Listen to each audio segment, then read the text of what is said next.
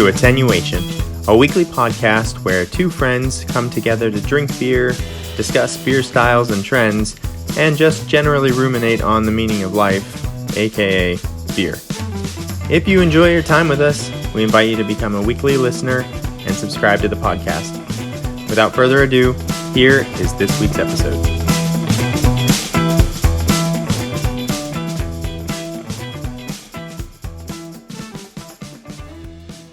Hello and welcome to episode 8 of Attenuation, a beer podcast. My name is Jason and I'm joined by my best friend since 8th grade, Steven. Hello. So today, right on cue that time. Yeah, you nailed it that time. Last time I was nervous, but this time, right on the dot. So today we're going to do a guide on Deciphering the Can.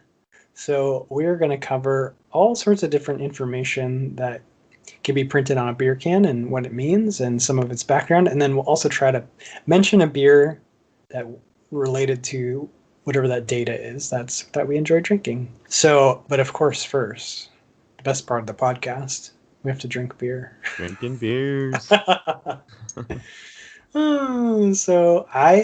today, I was good and I didn't drink stouts for a while. Maybe 1-2 episodes, I don't remember. But I'm back on stout, so. Oh, no. So today I have French Toast Temptress from Lakewood Brewing Company. And they're based in Garland, Texas, so in your neck of the woods. And this is an Imperial milk stout brewed with lactose, maple syrup, and vanilla extract. So Nice. It's supposed to taste like French toast. Sounds like just the way I make my French toast. So I am going to pour this guy, and then I will give my nose notes, and then I will pass it to you, Stephen. By the way, I know our viewers can't see this, but I found this very cool Sierra Nevada goblet. Nice. And I don't know if they're doing this anymore, but they used to have a beer that kind of went along with this goblet. I'll have to see if it still exists. So this is pouring. It's very nice and dark. And, ooh, okay, right away it smells like maple syrup. So Sweet. I'm definitely getting the French toast vibes here. Yeah, the maple syrup is quite strong, so we'll have to see. I'm going to let it settle down a little bit, but why don't I pass it to you and let us know what you're drinking?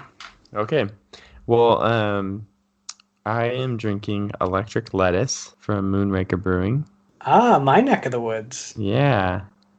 If you listen to our very first episode when we talked about our sort of our journey into craft beer, Moonraker played a huge part of that for me because they were one of the first places I went that were making a lot of New England IPAs or hazy IPAs.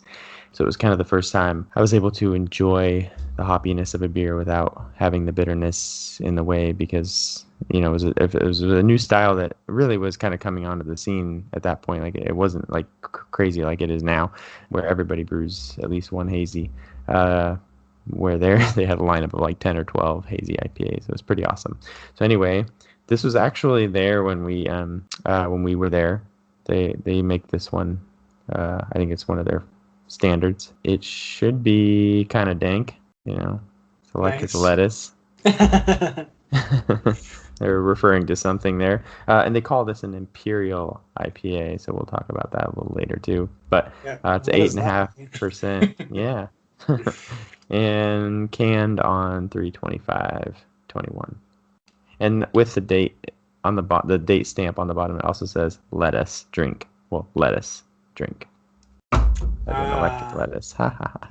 Little pun there. They even put jokes on their cans. That's not on my. That's not on our list to cover. So I'm gonna pour this out. Of course, it's the beautiful pale straw color that I love in my hazies. Yeah, I'm smelling the dank from here. I'm not even that close to it. Nice. Oh, I can see it from here. It is, yeah. Yeah, it's like an awesome sort of like floral bouquet of tropical fruit. A little bit of orange, grapefruit, passion fruit, maybe. I get a lot on the nose here. What are you tasting there? All right, French Toast Temptress is definitely living up to its name. I'm getting a lot of maple syrup and vanilla for sure. You know, it does, obviously has the underlying flavors of a stout, but this is definitely a dessert beer for sure. So Sometimes, because a lot of times I think stouts have names where they sound like they're going to be really sweet, but they don't. They don't always live up to that. This one's definitely living up to how sweet it sounds. So I do really like this. It's another one of those beers that I don't want to drink this all the time. It's kind of you have to be in a very specific mood to drink something like this, but it's also 9.1%, so it's strong, but it's not like it's doable. I almost got you beat with my Imperial IPA over here. What is the ABV? 8.5%. Oh, all right. Well, we'll be fun this episode. So awesome. I will will a thumbs up, or I think this is a thumbs up, but you obviously have to be in a specific mood to want to drink this. Yeah, it's kind of a sipper, I would assume. A slow sipper. At the end of a night or something. And I might return to my notes because we're going to get to this, but it does have a recommended temperature that it's served at.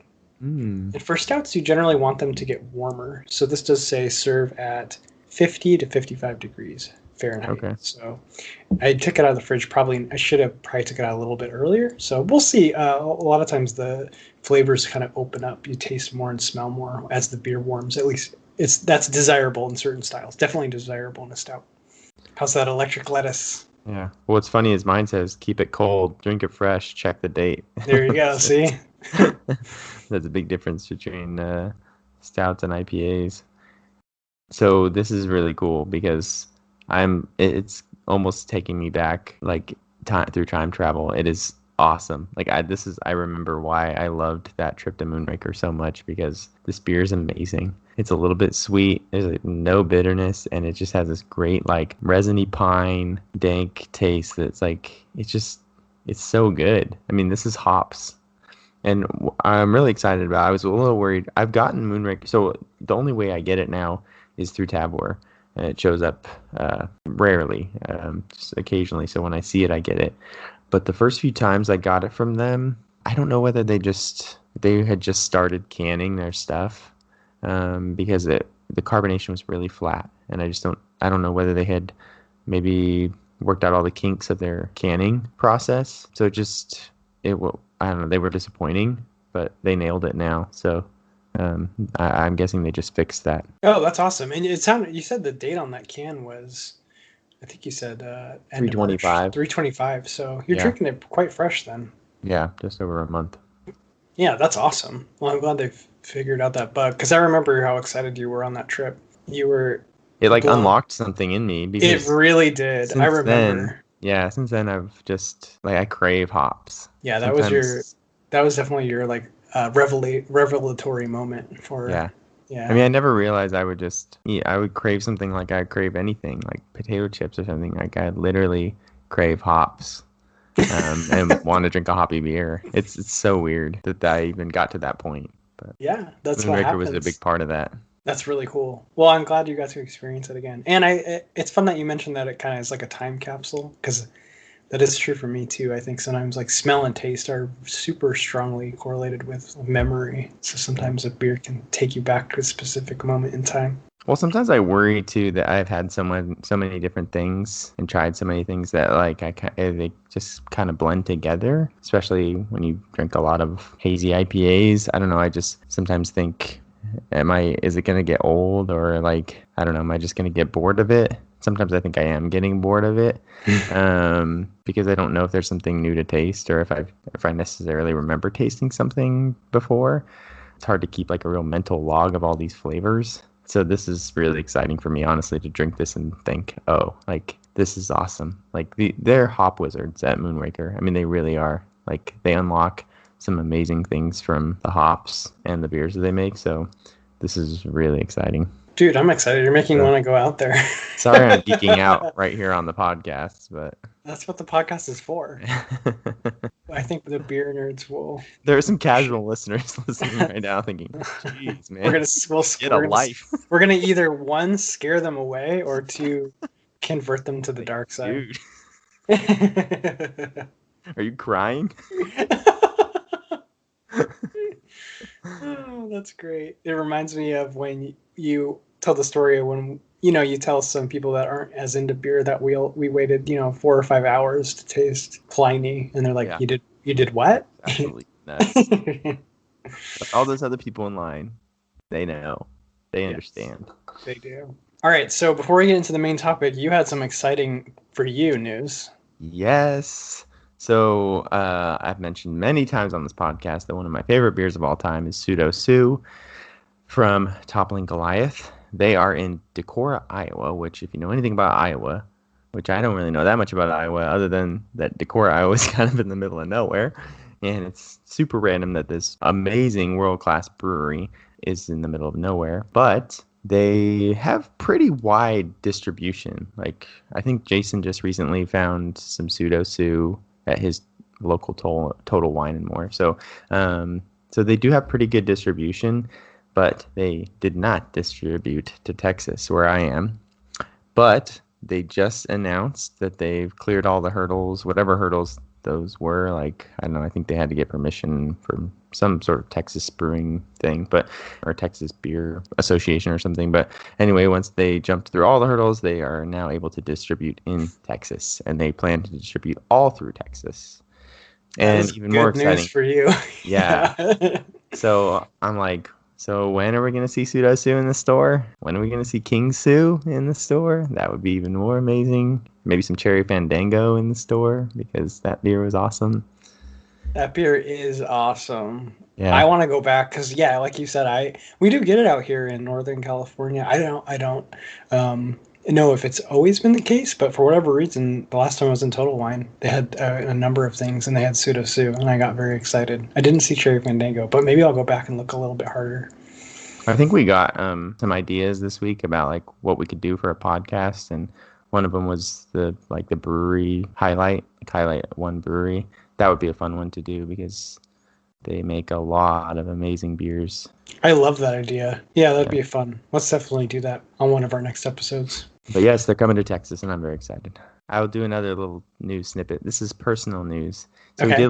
we did an episode called White Whales a little while ago about these amazing beers that we want to try at least once in our life, and I caught a white whale. You did? What'd you get? I got Julius from Treehouse. No, you Awesome. didn't.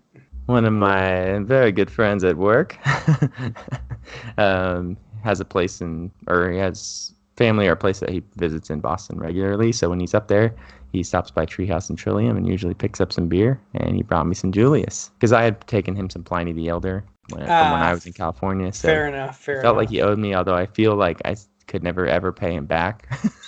I'm very jealous. But yes, I drank that, and it's really, really good. Like, again, another one of those beers where I think, like, is it really going to wow me? You know, like, right. It's just another hazy IPA. There's so much hype, you never know, right? Yeah, sometimes I worry that I'm going to be disappointed, but I wasn't. It was really good. Well, that's on my White Whale list as well, so I'm very jealous. That's okay, though. One day. One day. That's the fun of having the whale list. Yeah. All right, cool. So we are going to run down a bunch of things you can find printed on a can and tell you what they mean. Especially these days, some breweries like to put like tons of information on their can. It's kind of overwhelming. Yeah, for sure. And then we're going to pair each of them with a beer we like. So I think, we'll just go down the list and we can discuss these. Honestly, I'm going to learn some stuff on this list because I don't know all of these. So hopefully Steven will be my guide. But we're going to start easy. We're going to start very easy. Yeah, and some of these things we've touched on before briefly, but, we'll just give you kind of a little brief overview of each of the things and just help you when you're looking at cans. Because really, like, especially if you're new to craft beer, these days there's so many different things and so many different things that they'll write on a can. And I will say, like, some of these definitions are very, very broad or open to interpretation because there's no like governing body that makes any one of these words or things mean something or have to mean something exactly. So it kind of goes back to our like Kolsch versus Kolsch style ale, like what is the difference just because it doesn't come from that geographic area, but they have to say that. So, but nobody's actually enforcing any of that. So, but yeah, so we'll kind of go over these terms and hopefully help you kind of decipher what things mean when you're reading the can. So. All right, I'm going to let you go first. Ale. All right. What is an ale? Well, this is like one of the broadest definitions of beer. Essentially, if you break it down, they're basically two different ways to make beer, and one ends up as an ale and one ends up as a lager. And your ale can vary between pale ale, IPA, stout, blonde ale. There's just any number of ales, lambics, grisettes. You go into the weird, there's all sorts of things, but really it comes down to what is the yeast that you're fermenting the beer with. All beer is water, hops, barley, and yeast. And then it just depends on what yeast you use that makes it either an ale or a lager. So if you use a top fermenting, warm fermenting beer yeast, it's going to make an ale. And then if you use a bottom fermenting, cold fermenting yeast, it's going to be a lager. Nice. I guess I kind of killed two birds with one stone there. Because the next one was lager. One was lager. Okay, so give us an example of an ale and give us an example of a lager, a beer you like. Well, right in the name, the Sierra Nevada Pale Ale. That's an ale. It's one you're going to see a lot in the stores and on tap at various places, widely distributed. And one of the OG craft beers. We love to mention it here. I love to mention it here because I think it's just one of those beers that paved the way for craft beer. But yeah, Sierra Nevada Pale Ale. And then a lager. We like to go kind of hipster here and give you the example of PBR because I actually love PBR, and it was one of my first real beers that I started when I started to drink beer, which I was drinking mostly just lagers. PBR was the one that I enjoyed the most. So awesome. I had a PBR phase as well. Yeah, I think we all did, right? And I'll definitely still drink one under the right conditions. Yeah, absolutely. All right, so I will handle the next one, and it's basically born date or canned on date.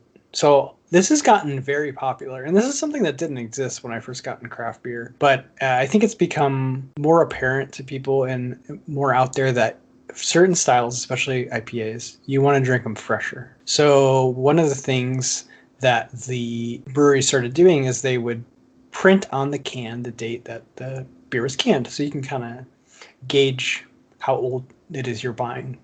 Probably the more famous example of this is actually Stone Brewing does and I don't know if they still do it, but I remember for a long time they were doing a Best By series.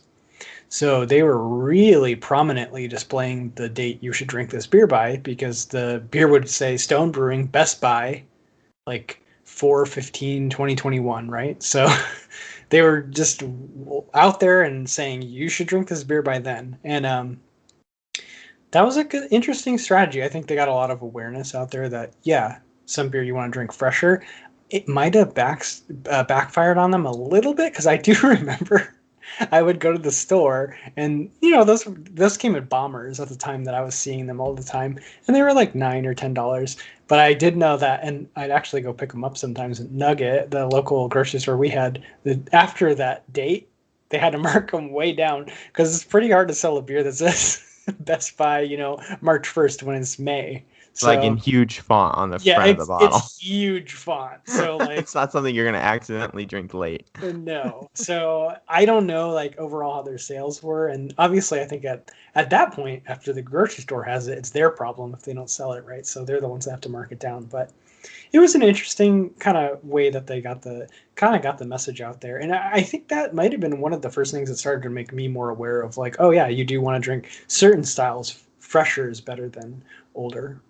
So I was just looking through my beer fridge, looking for a beer to drink tonight, and I can't remember what the brewery was, but it's another IPA, and the can says something like if it's not cold, ask why, or something. Ask why not. All these breweries are getting pretty serious about making sure their IPAs are consumed fresh and cold. Well, it's funny that you mentioned that, is when one of the first times I went to Russian River, you might have been with me. There's always a lot of people there buying Pliny, but I do remember that there was someone in line that had brought a beer chest full of ice. And the second they got their 12 packs of Pliny or whatever they come in 8 packs, they put them in the beer chest of ice. What a beer snob. I know. And at the time I was like, this guy's ridiculous. But now I'm like, Now maybe you're I like, should I would try totally be that. that guy. That guy knew what he was doing. He was ahead of his time. I have another story about cold beer. So I was at Sierra Nevada and I was in their very well designed brewery. I think they're all like this, but after you go on the tour where they give you, multiple things to taste, you're getting a little fun.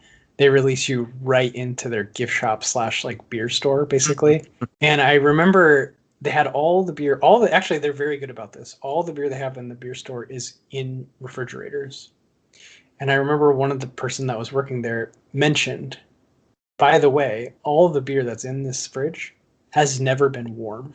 Basically, like from the moment it was canned or bottled, it was immediately put in this fridge and it's cold. So it's pretty much as fresh as you can get it. So maybe that's another place I should bring the ice chest to. Yeah, right. Just start bringing one everywhere you go. Right? So pretty cool. But yeah, I mean, generally in the grocery store, a lot of IPAs do end up on the shelf. So this it is what it is. But that's interesting that they put on the can itself, like, hey, if this is warm, ask why. That's pretty interesting. Yeah. That's another good thing about the move to cans too, is because no matter how dark the bottle is, even if it's the darkest, brownest bottle, it's going to have light degradation as well. And you don't get that in cans. So I think that's one of the reasons breweries have moved to cans. That's a super good point. I didn't think about that. Yep. All right. So next up, I have serve at temperature. So perfect example is the beer I'm drinking tonight, French Toast Temptress. It has a recommended temperature. So yeah, sometimes if the brewer wants you to enjoy it in a certain temperature range, they'll put it right there on the can. Yeah, and I think what you'll notice is that some flavors will just open up. It's kind of like chilling a red wine. You can almost get away with it with a cheaper wine and enjoy it more because it almost hides a bad wine. Kind of the same thing with beer. Being super cold might kind of hide some flaws, but if you let it warm up, you're gonna taste how it's supposed to be consumed. So yeah. So pretty cool that they put it on here. All right, I'm gonna let you tackle the next one. Next one is dry hopped. Okay, you're gonna get me talking about hops. It's gonna be a long episode. Tangents are the best part. Yeah. Okay. So dry hopping, you're gonna see that a lot these days. You're gonna see double dry hop, triple dry hopped. I even saw quadruple dry hopped the other day. All with the same meaning, basically, that they are adding hops during fermentation and not during the boil. So if you are making beer, if you're home brewing, you're going to take your wort, which is your unfermented beer. Basically, it's like a tea made with grains steeped in water. So you have your sweet wort. You're going to boil that, and there's multiple purposes to that. You can get color with your boil. And then by adding hops at different stages in the boil, the longer you boil hops in the water, it does different things to the acids from the hops. So the longer the acids sit in the boil, the more bitter they express themselves. So the earlier hop additions, those are going to be your bittering hops. So the main point of those hop additions is to bitter the beer. And then as you hop further and further along in the boil, those are your more aromatic and flavor additions to the beer. But those are all boil hop additions. But then if you dry hop, that's when you've cooled the wort after the boil, you've pitched your yeast, and now your yeast are fermenting. And during that couple weeks of fermentation, at different stages, you might do what's called a dry hopping, which is a hop addition to the beer during fermentation. Those hops are not getting boiled at all. So now what you're doing is imparting more flavors and aromas without imparting any bitterness basically at all. So any beer that's dry hopped, double dry hopped, it's going to tend to be more flavor forward, more aroma forward, and with less bitterness. Okay, very good. And what's an example of a dry hop? So there's a brewery in New York called Other Half. They're amazing hop wizards as well. They make a double mosaic dream, double dry hopped IPA.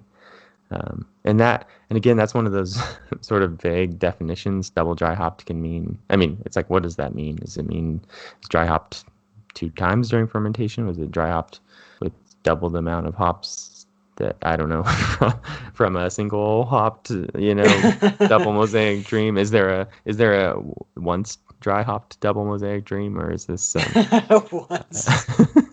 once dry hop? So the definition can be kind of fuzzy, and that's where these breweries tend to take their creative liberties with how they name their beers. Maybe just double dry hops, the alliteration of it rolls off the tongue better than single dry hop. I know, I was gonna say double dry hop definitely sounds way cooler. 1.5 dry hopped. Yeah. I want to see one of those. I'm gonna brew one of those myself. And Yeah, just, 1.5 dry hopped. Just rolls off the tongue. All right, I'm gonna toss you the next one too, Okay. because this is the one I didn't know about, and I've never had one of these. So, what is a wet hopped beer? Okay, so if you heard that and you heard dry hopping and wet hopping, like a lot of people would assume that wet hopping is the opposite of dry hopping, which would be hopping during the boil or something like that. But it is not what it means. They're really two separate terms. They are not opposites of each other. Wet hopping means you are hopping the beer with super fresh hops. And what it usually means is that these breweries have their beer boiling, usually, or almost to the point of boil. And then they are going in there harvesting the hops, and then they're taking them straight back to the brewery and hopping the beer. So usually there's no exact definition of what a fresh hop or wet hopped beer, what it means to achieve that definition. But usually it's within a few hours of the hops being harvested off the vines. They're being added to the beer. Wow, so you're not joking. The beer is boiling and they're yeah, they're like ready. They're picking the hops. Yeah. Wow, that's crazy. So a lot of times, like a lot of these are sort of geographically locked because most of the hops in the United States are grown in the Pacific Northwest. And really there's only a few other places in the world where like the majority of hops are grown. New Zealand is kind of the newest place where a lot of hops are being grown. But anyway, so the breweries that are making these fresh hop or wet hop beers are usually in that area where they're able to get the hops and get them back to the brewery within a few hours. So. Right. It's impossible otherwise. So. Yeah, it's just not going to be possible for most. I mean, like Sierra Nevada. I think Sierra Nevada has a fresh hop ale. I'm pretty sure. I wouldn't believe it because they do. I have seen they grow hops. Yeah, they grow their own. Yeah. Or they grow some of their own. So yeah, some breweries grow their own hops, and if they do that, then it's very possible that they could have a fresh hop or wet hop beer. What's really interesting is that the acids from the hops are very volatile. They're very fragile. And so what's interesting is, like, I think the idea behind a fresh hop or wet hop beer is that you wouldn't have any oil degradation. You wouldn't have those oils wouldn't have a chance, those acids wouldn't have a chance to break down before you got them in the beer. So you would extract more from the hop or whatever the idea was. But it just can be very hit or miss. I think maybe you just lose a little bit of control over how much oil you get in or how much acid you get in there from the hops, or I don't know. I think they're just a little bit more finicky than, say, hop cones that have been processed and turned into pellets or something. So that's fascinating. So have you had a wet hopped beer? Yeah. So Bale Breaker Brewing, which is in Yakima, Washington, that brewery sits right in the middle of hop fields. It's pretty awesome. And so they are able to make one of these beers, obviously, because of the access to fresh hops.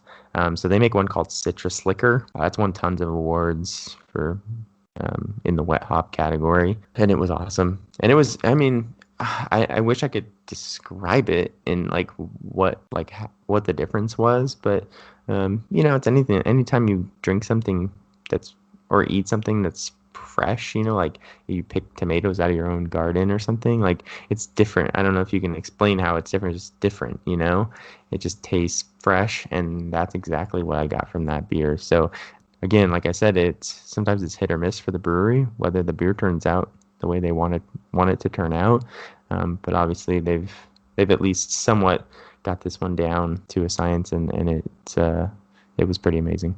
Nice. I'm jealous. I'm excited. Wait, are they going to be making that when we go there? I don't know. I hope they are. I really want to try a wet hop now. All All right, cool. Thank you, Stephen. I didn't know what that was. So next we have Imperial. I'm gonna try my hand at this. But this is one of those ones that like it doesn't actually mean it could mean like 1,000 things and it can mean almost nothing. From what I understand, it just means that the beer is strong. Like that's what I've always taken from Imperial. It has a higher ABV than you usually find. It's of a like so if they make a regular IPA, they're kind of when they're saying Imperial, or I see sometimes double Imperial, they're signifying to the drinker, the potential drinker, like, hey, this is a very strong beer. This is going to have a higher, maybe more intense flavor. It's going to have a higher ABV. So I've always seen it as like a pay attention. Is that kind of what you would say that Imperial means, or? Yes, I tend to find that, like from experience of drinking things that are called Imperial, I tend to taste more alcohol on them, and they tend to be higher alcohol also, but also the flavor of the alcohol comes out stronger, and that seems to be the most common sort of finding for me when I drink these beers. Is it just higher alcohol and more likelihood that you actually taste that alcohol in the beer. All right, perfect. Well, I don't know if that's the case with stouts. Do you find that? I guess, yeah. I think it's generally saying, hey, this is stronger than usual. Yeah. And historically, I think it's attributed to Russian Imperial. It says the usage is derived from the venerable Russian Imperial Stout brewed in the 1700s. So I think that's kind of the first documented case of them saying, hey, this is the real deal. This is Imperial beer. So yeah, but now you'll see Imperial, double Imperial, I think triple Imperial. You'll see those kind of put on beers, but I think generally what that means now is stronger than usual. I think that's kind of how I would define it. Yeah, and I think like that's the thing. Like what's the difference between an Imperial IPA and a double IPA? I don't know, but I think for me a double IPA again might actually hide that alcohol flavor.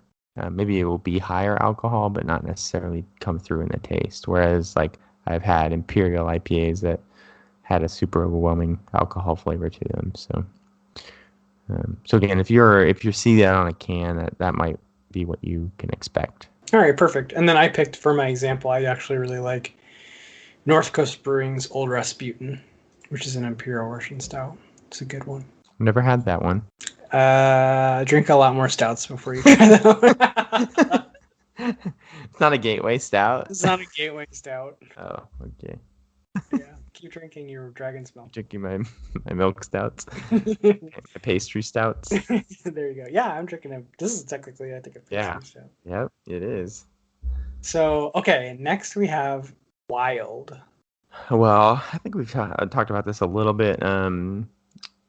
So some of the sours, especially the old school, kind of the original sours, like brewed in Germany and Belgium, they were just fermenting with whatever yeast landed in them. They would just sort of open the top of the fermentation tank, and whatever landed in them was what fermented them. So that's usually what it means is some sort of wild fermentation or open fermentation, where they just let the wild yeast ferment the beer. I mean, I think these days, where even breweries that call a certain sour a wild sour or a farmhouse sour, lots of times they're still controlling the yeast that is fermenting the beer. They know that it's more of a wild souring strain of yeast, and they put it in the beer. So I wouldn't say that it's always necessarily open fermentation, but our example that we wrote down was Russian River Intinction. And that's one of the most amazing parts of their new facility in Windsor, California, is the sour side of the brewery, where they have a big, what's called a coal ship. It's basically just this really, really big, shallow pool that they fill with the unfermented beer, and then they open the windows and they let the local wild yeast blow in through the night, and then they send the beer back to the tanks to ferment. So it's pretty awesome, and the result is pretty amazing. And it gives you this there's a word that every once in a while you'll see. It's terroir is how you pronounce it. It's Terroir, and basically that just means like when they say the local terroir, that's like the local environment, the flavors and the aromas and the earthiness of the local environment. It's really big in wine. I mean, you'll see it a lot in wine because so much of winemaking and good winemaking comes from where the grapes are grown, what temperature they grow at, the climate they're at, the soil. And what's really interesting about hops actually is if you take the rhizomes of a hop from the Pacific Northwest and you take it down to New Zealand and you grow it in New Zealand, like the hop has different aromas and flavors, even though it's the same hop, because it's all affected by the climate and the soil that it's grown in. So what's really cool about some of Russian River's wild ales, we also have Jester King on the outskirts of Austin in Texas, and there's a Plan B Brewing in New York. They do a lot of these amazing wild fermented ales that are really trying to capture the terroir of where they're being brewed, because they're capturing the yeast, what makes up the environment in that area. So the flavors that are imparted are just, those are the local flavors of the local yeast that blow through the wind. So it's a very cool idea. That's really awesome. It's capturing the locale. Yeah, so basically what you're saying is you could do the exact same process, the exact same recipe, but if you did it at another place on Earth, you wouldn't get the same beer. Yeah, exactly. That's really awesome. Yeah. All right, so, very cool. So that's what you'll see if you'll see wild, or you'll see farmhouse ale is a kind of another indication that it's wild fermented. Usually going to be a little funky, a little sour for sure. And then we tried, it was Intinction, right? Was the beer they were making in that room? Yeah. So very cool. One of the coolest rooms I think I said on a previous episode, but one of the coolest rooms I've ever been in my entire life. Yeah, they've designed it to look like a Belgian abbey, and it's just really cool. Yeah, and all the wood was left kind of untreated so that it would absorb. Yeah, the wood absorbs like the yeast cultures, and that's just a cool idea. Yeah, super cool. I look forward, because we are actually in there when they first constructed it. So I look forward to going back in like 20 years, and that room will just be a living room. Yeah. Like yeast crawling through every crevice. Yeah. So, all right, perfect. So next we have kettle soured. So I'm actually going to You want me to do that one too? I'm going to let you tackle this one too, because I'm going to mess it up. I'll do the next one. No, that's okay. Because again, if you get me talking on kettle souring and hops, I'll talk your ear off. So I apologize. But so this is really kind of a new thing. Fal Allen is the head brewer at Anderson Valley Brewing in Ukiah, California. He's one of the early pioneers of this souring style. So basically, they wanted to create sour beers on a level where they could control the sourness. And sometimes with the wild sours, you're at the mercy of the yeast and the bacteria that are fermenting your beer. So what they figured out is they could pitch the wort, the unfermented beer. They could pitch that with like a lactobacillus bacteria like you would find in yogurt that's going to produce lactic acid. So they pitch that into the wort, and the bacteria begin to produce lactic acid from eating the sugar.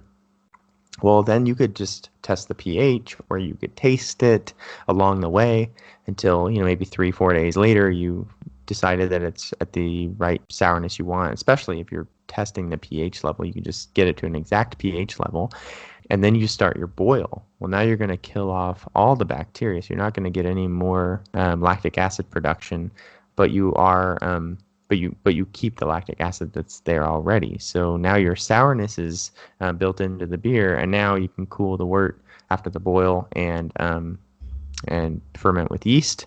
and you keep that sourness without gaining any more or losing any in the later processes. So it's a really cool idea, and at this point it's so widely used.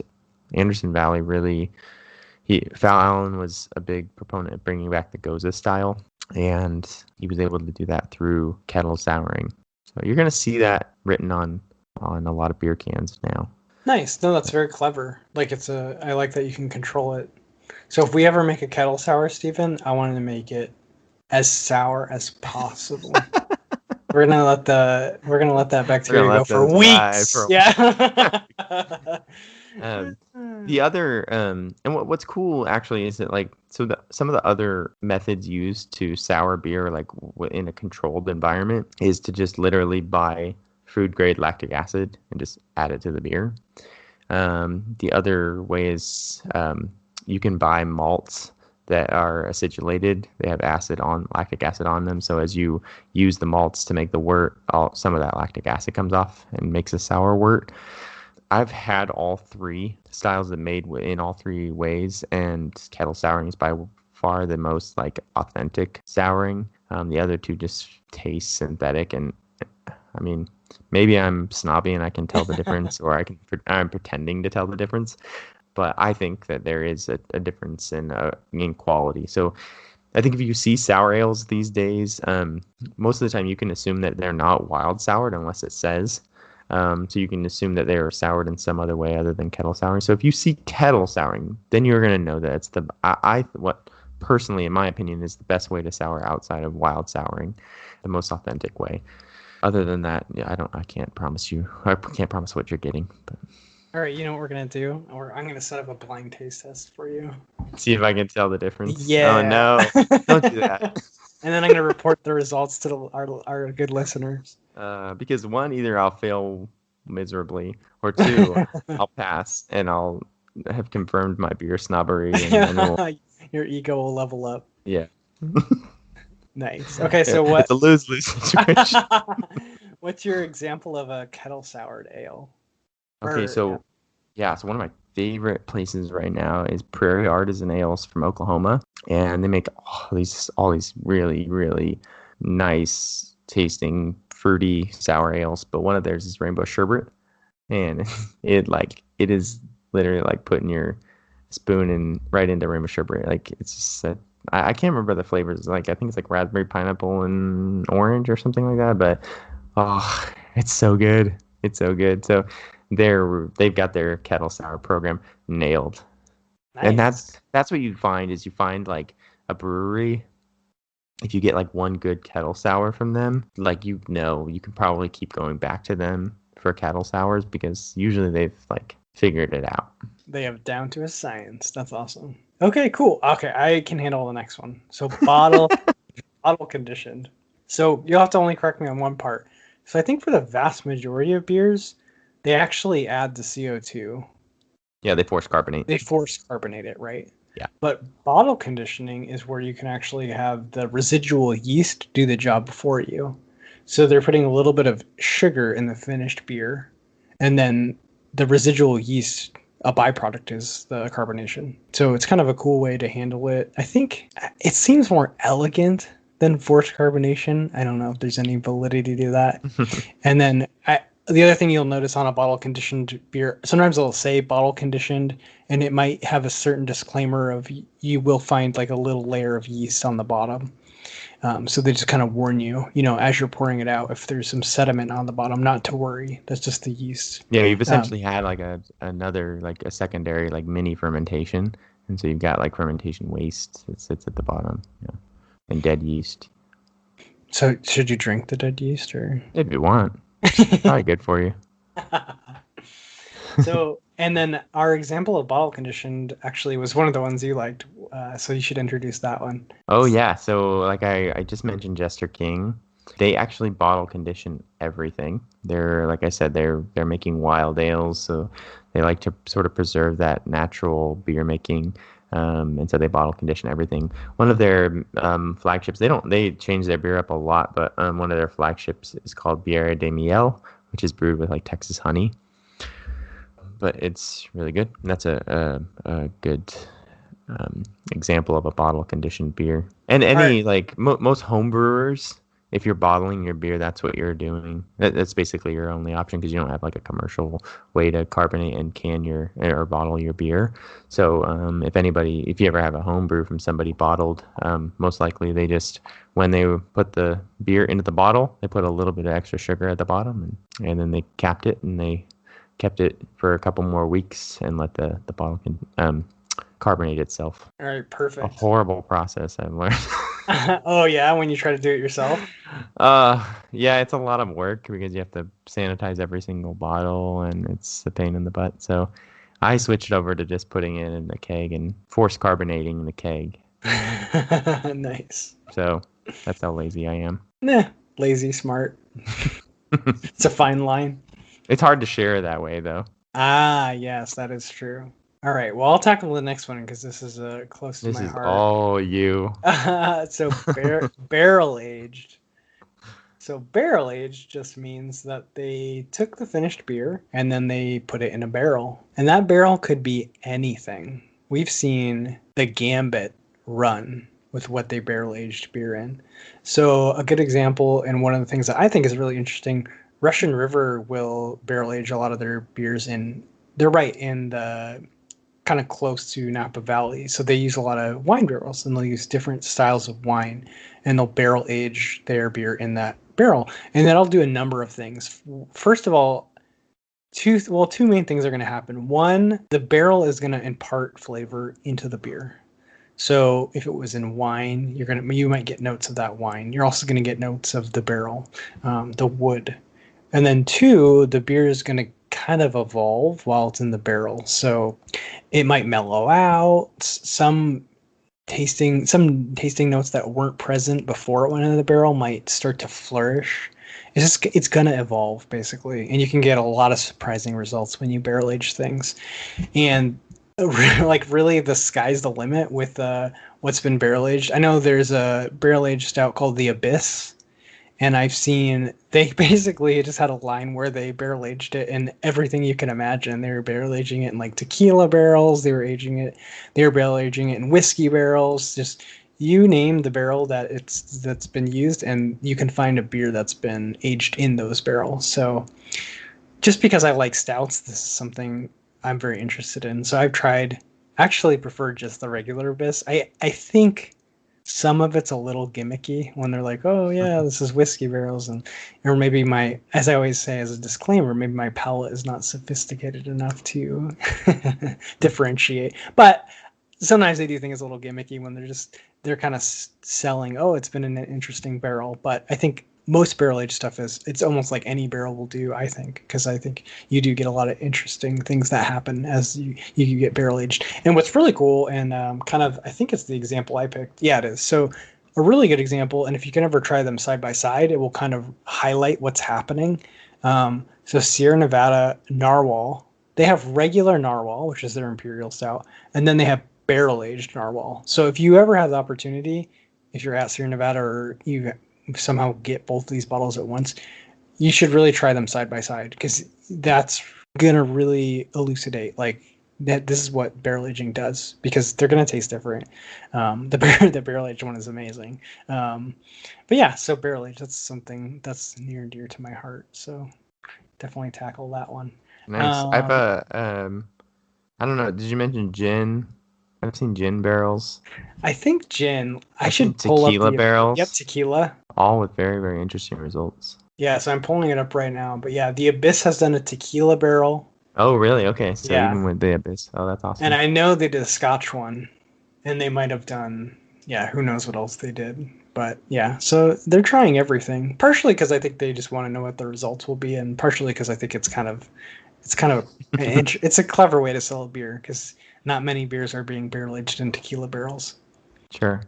Well, recently I've seen a few different examples of like beers that were trying to like be mocktails, almost like beers that are trying to emulate a cocktail style.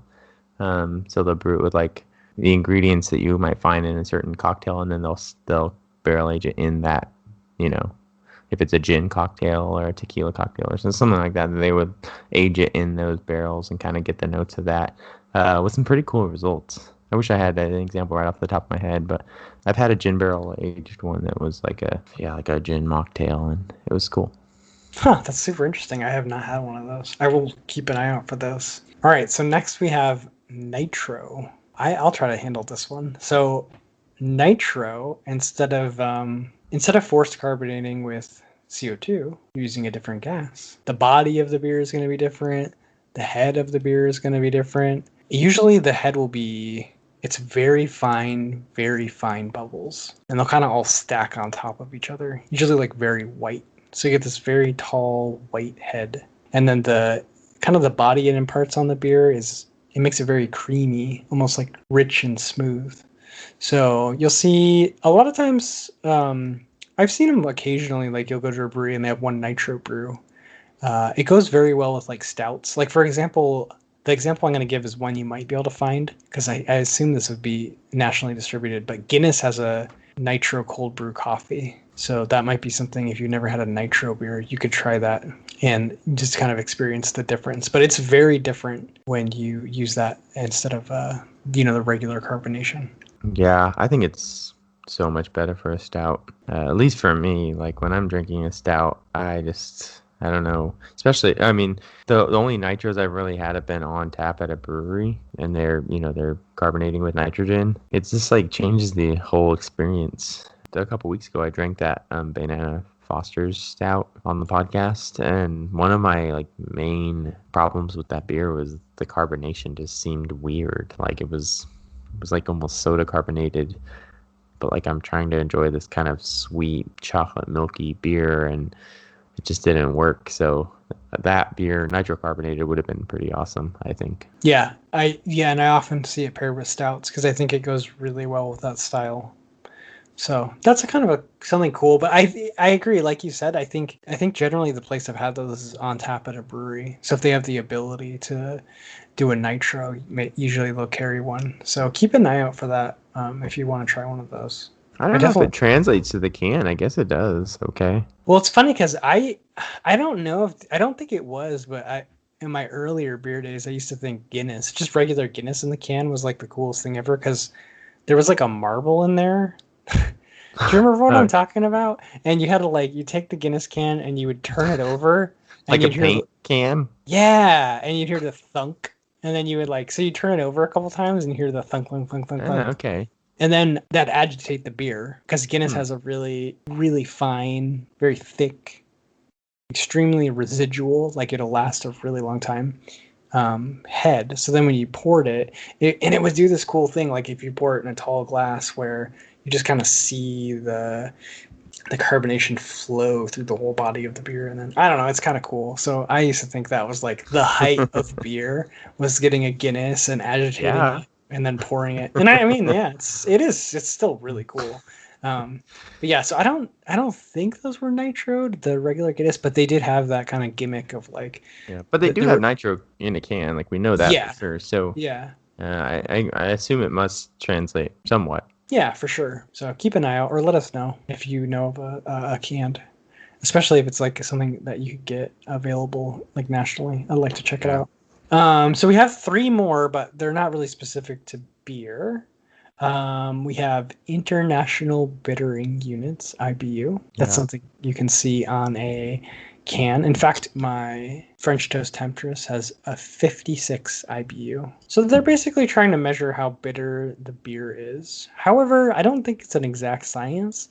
And I think, depending on the grain bill and some of the other factors, you can still have a higher IBU, but what it reminds me of? It's like when the real feel for weather. So they say it's going to what does the beer actually, or what does the weather actually feel like? What does the weather actually feel like? Yeah, it's like 40 degrees, but the wind and the rain make it feel like it's, 23 degrees. They need a real feel IBU. Oh, we got to get that started. Yeah. Well, yeah, and it's probably, again, it's so subjective. The IBU, I mean, technically it is kind of an exact science in that it's just measuring the amount of certain acid. Isohumulene, I think or isohumulone is the most important bittering acid that you get from hops. So it really is just measuring the level of isohumulone in the beer, but how that is actually expressed in the final beer, that's what can be so different. So 150 IBU beer can be completely different in terms of perceived bitterness from a different 50 IBU beer, just because of like, you know, what the malt is, or even like some of the like darker grains, some of the darker malts are going to impart a lot of like acid flavors, and that can also impart more bitterness than even than what comes from the hops. So you may not be tasting hop bitterness, you might be tasting malt bitterness. So it's not an exact science. It's kind of become, I think it got really popular in that sort of hop race, you know, where breweries were trying to brew the hoppiest beer. And so they could say like, whoa, my beer is 150 hops. Yeah. Do you know what the highest like advertised IBUs of a beer is? No, what was it? 2,500. What beer was that? It's oh shoot. I should have looked it up. I'm sorry. Podcast fail.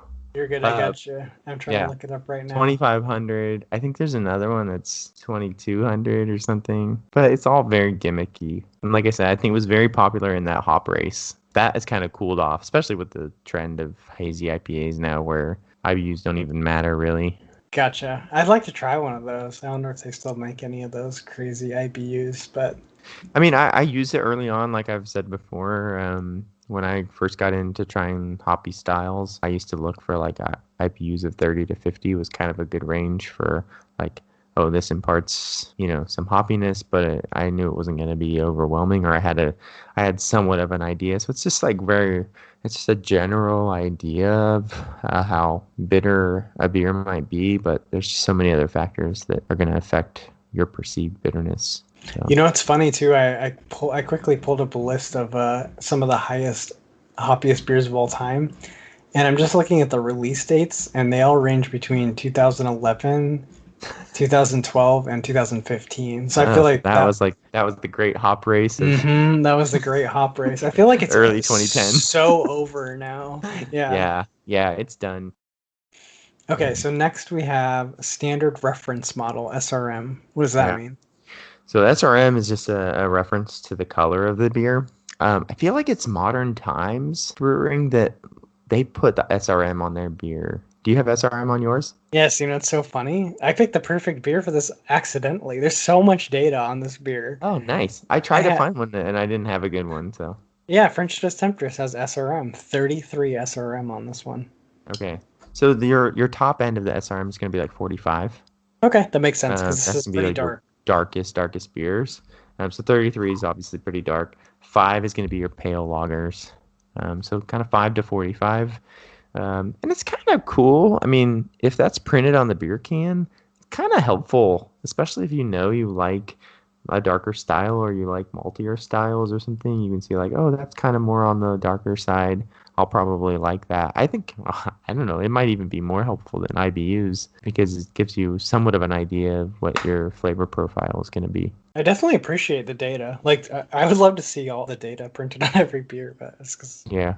And I'm a data nerd too, so this trend of putting more stuff on the can is so cool. Even just like these breweries that put what hops they use on the can, and a lot of them now are doing like food pairings on the can. Yeah, yours. Yep. Dang, so that bottle has it all, dude. Lakewood Brewing, you guys are brewing. You're doing a great job. You're you're disclosing all the information. Yep, this has pairs well with, and they're very cheeky. One of the things they listed is just breakfast. So yeah, if you're the type of person that wants to drink a 9% stout with breakfast, hey, if you're on holiday or it's the weekend, why not, right? Before your AA meeting. Okay, so last but not least, we have specific gravity. So this is one probably like we could probably delve even farther into this one, but the specific gravity of water is 1. And so the specific gravity of any liquid is going to change in relation to like what's dissolved into the beer or what's into the liquid. So anything with a specific gravity higher than 1 means it's like water plus stuff that makes the gravity higher.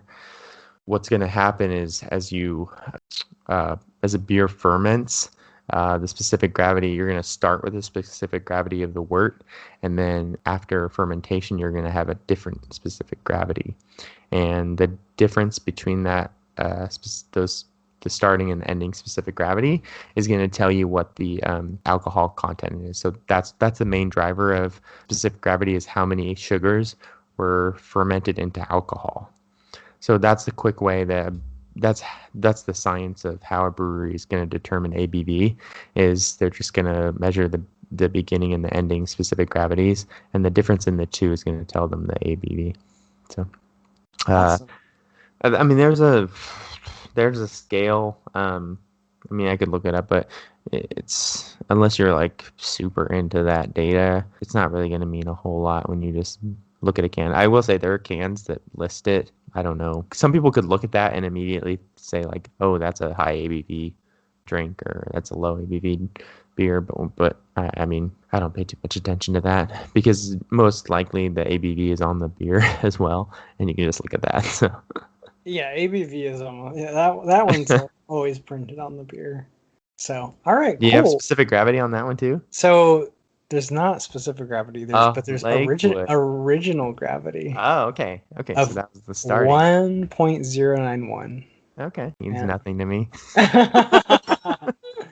That's great. All right, well, I think that was all of our things. That was deciphering the can, all the things you might see on a can.